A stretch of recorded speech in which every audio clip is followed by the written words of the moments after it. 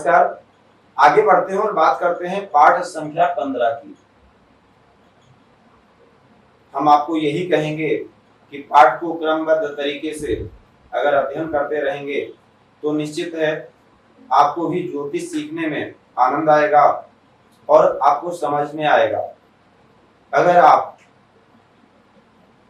केवल 15वां पाठ ही पढ़ रहे हैं या देख रहे हैं तो निश्चित है आपके कुछ समझ में नहीं आएगा। अगर आपको 15वां पाठ पढ़ना है, समझना है, तो उससे पहले के जो पाठ हैं उसको आपको देखना होगा, तभी आपको 15वां पाठ समझ में आएगा। तो इसलिए पाठ को क्रमबद्ध तरीके से ही अध्ययन करें, जिससे आप आसानी से समझ सकेंगे। हमने आपको कहा ये शास्त्र का ज्ञान है और जरूरी नहीं कि इसको हम अपना श्रेय बनाएं, आय का स्रोत ही बनाना है तभी हमको सीखना चाहिए। हमको अपने लिए सीखना चाहिए, अपनों के लिए सीखना चाहिए। हम दुनिया को समझ सकें, हम अपने मित्रों को समझ सकें, जिसके साथ हमको व्यापार करना है हम उसको समझ सकें, करना चाहिए या नहीं करना चाहिए, सामने वाला जातक कैसा है, बच्चे कैसे हैं, पत्नी कैसी है, किसके साथ किस प्रकार से हमको व्यवहार करना चाहिए। ये सब बहुत सारी जानकारियां आपको ज्योतिष के माध्यम से प्राप्त हो सकती हैं।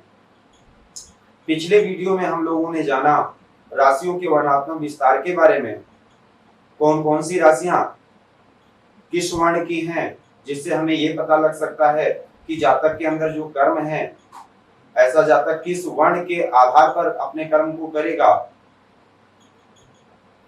किस वर्ण के आधार कर्म स्वरूप उसके अंदर विद्यमान होंगे। और इस पाठ के माध्यम से हम लोग जानते हैं कौन कौन सी राशियां किस दिशा को निरूपित करती हैं, या किन किन राशियों को किन किन दिशाओं का स्वामित्व प्राप्त है।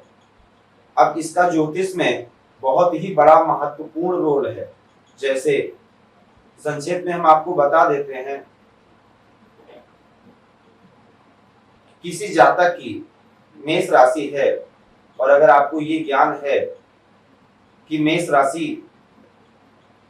पूर्व दिशा का स्वामित्व प्राप्त है, मेष राशि को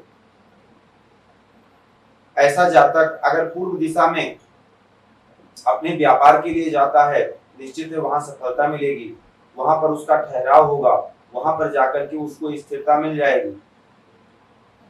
लड़की के विवाह के लिए अगर आपको देखना है तो सप्तम स्थान का स्वामी या बृहस्पति, ये फिलहाल आगे बताया जाएगा, तो आपको उससे दिशा का ज्ञान हो जाएगा कि हमको किस दिशा में जाना चाहिए, जहां पर बच्ची का विवाह हो सकता है या बच्ची के शादी का के विवाह के योग किस दिशा में है।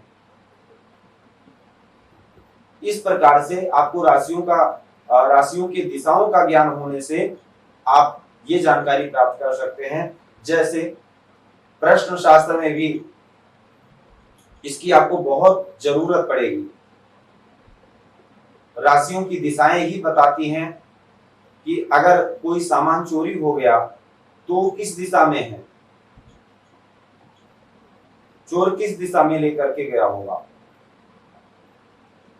तो ये सारी जानकारियां आपको राशियों की दिशाओं से प्राप्त होंगी। इसलिए हम लोग समझते हैं कि कौन कौन सी राशियां किन किन दिशाओं की स्वामित्व को प्राप्त हैं। सबसे पहले हम बात करते हैं, दिशाएं 4 हैं, आप सभी को पता है, पूरब, पश्चिम, उत्तर और दक्षिण, 4 दिशाएं हैं, राशियां 12 हैं।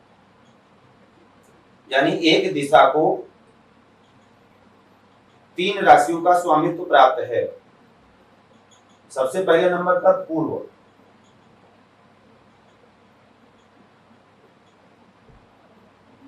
पूर्व दिशा को सबसे पहली राशि मेष, 5वीं राशि सिंह और 9वीं राशि धनु।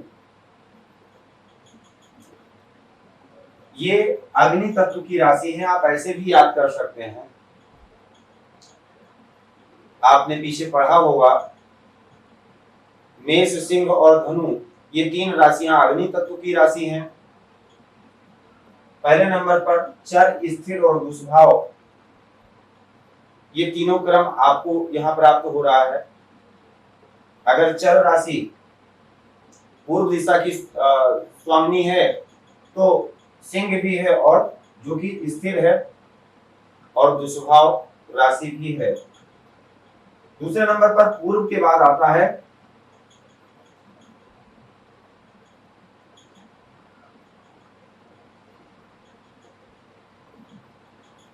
दक्षिण, क्योंकि अगर हम अपने दाहिने घूमेंगे तो पूरब के बाद दक्षिण पड़ेगा क्रम से। तो दक्षिण दिशा की कौन कौन सी राशियां स्वामित्व है, वो स्वामित्व प्राप्त है पृथ्वी तत्व की, वृक, कन्या और मकर। इसकी आपको मुहूर्तों में भी बहुत बड़ी जरूरत पड़ेगी। आपको अगर यात्रा करनी है, अगर पूर्व दिशा की यात्रा करनी है तो उसमें आपको जरूरत पड़ेगी कि आज चंद्रमा कौन सी दिशा में है। अगर चंद्रमा मेष राशि में है तो आपके चंद्रमा सन्मुख है, सिंह में है तो सन्मुख है। धनु राशि में अगर चंद्रमा का संचार है, उस दिन जिस दिन आपको यात्रा करनी है उस दिन चंद्रमा का संचार अगर मेष, सिंह या धनु राशि में है तो चंद्रमा आपके सन्मुख होगा, और सन्मुख चंद्रमा शुभ माना जाता है। कहते हैं सन्मुख लेवे चंद्रमा लावे लक्ष्मी लूट। तो अगर आप यहाँ पर मुहूर्तों में भी आपको बहुत बड़ी जरूरत पड़ेगी इस विषय की। फिलहाल ये बेसिक है, और अगर ये जितना ही आपको कंठस्थ रहेगा, याद रहेगा, आगे आपको फल कथन करने में उतनी ही आसानी होगी। और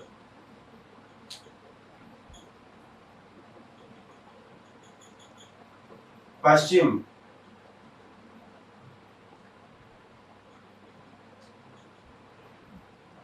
दिशा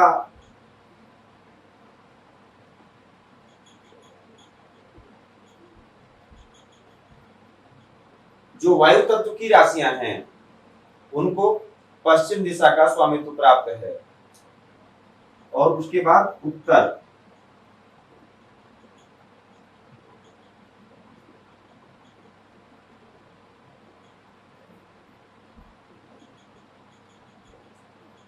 जो जल तत्व की राशियां हैं इनको उत्तर दिशा का स्वामित्व प्राप्त है।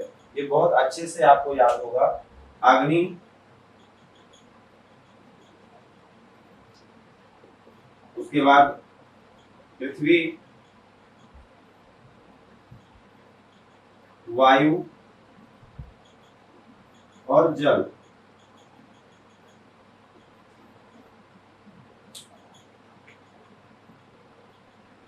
इस क्रम से 12 राशियों को चारों दिशाओं का स्वामित्व प्राप्त है। अब अगर आप पूरब दिशा की, जैसे हम बता रहे थे, मेष राशि में चंद्रमा का अगर संचार है तो उस दिन अगर आप पूरब की दिशा में यात्रा करते हैं तो आपके चंद्रमा सन्मुख होगा, और अगर आप उत्तर की दिशा में भी यात्रा करते हैं, यानी जो उत्तर दिशा है, उत्तर दिशा में अगर यात्रा करेंगे तो आपके चंद्रमा दाहिने होगा, आपके राइट हैंड पर पूरब दिशा आएगी, यानी चंद्रमा आपके दाहिने होगा। लेकिन उस दिन अगर आप पश्चिम दिशा की यात्रा करेंगे तो आपके चंद्रमा ठीक पीछे होगा, और पीछे चंद्रमा शुभ नहीं माना जाता है। और अगर आप दक्षिण दिशा की यात्रा करेंगे तो आपके चंद्रमा बाएं होगा, तो वाम भाग में चंद्रमा भी शुभ नहीं माना जाता है। इसलिए इस विषय को आपको याद रखना बहुत जरूरी है। दूसरा एक तरीका और भी है, बहुत आसान तरीका है, बता देते हैं हम आपको। दिशाओं को समझने के लिए, राशियों को समझने के लिए कि कौन सी राशि किस दिशा का स्वामित्व प्राप्त है। ये मान लीजिए पूर्व, और ये दक्षिण, ये पश्चिम, ये उत्तर।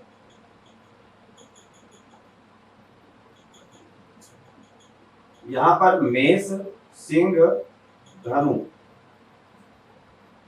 यहां पर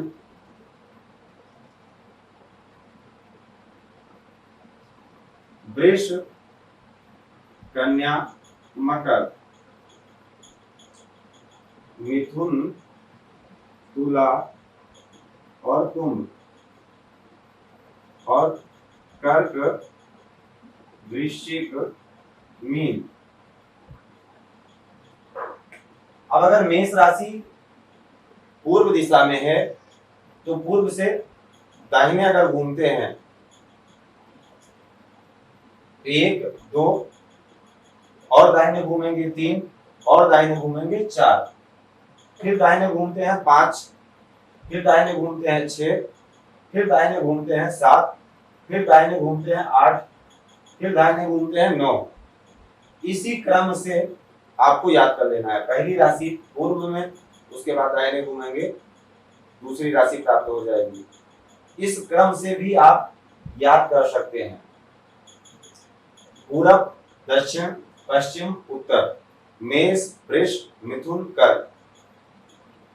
तो ये क्रम है जो कि बहुत सुंदर है, बहुत ही आसान है याद करना, और इसको आप अगर दिमाग में रखेंगे तो आपके लिए बहुत अच्छा होगा।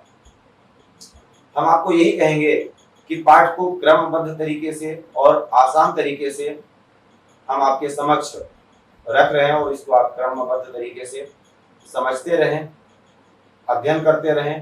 पाठ से संबंधित ही अगर आपका कोई प्रश्न है, निःशुल्क आप पूछ सकते हैं, कमेंट के माध्यम से पूछ सकते हैं, फोन करके पूछ सकते हैं। जो भी आपका प्रश्न होगा, जो भी आपके समझ में नहीं आता है, पूछ सकते हैं। आपको कुंडली अध्ययन करवाना है या किसी और विषय से संबंधित बात करना है, उसके लिए आप भी बात कर सकते हैं। स्क्रीन पर दिए गए नंबर पर फोन करके आप बात कर सकते हैं। तो आज के लिए सिर्फ इतना ही। आप सभी लोगों का बहुत बहुत धन्यवाद। जय श्री राम।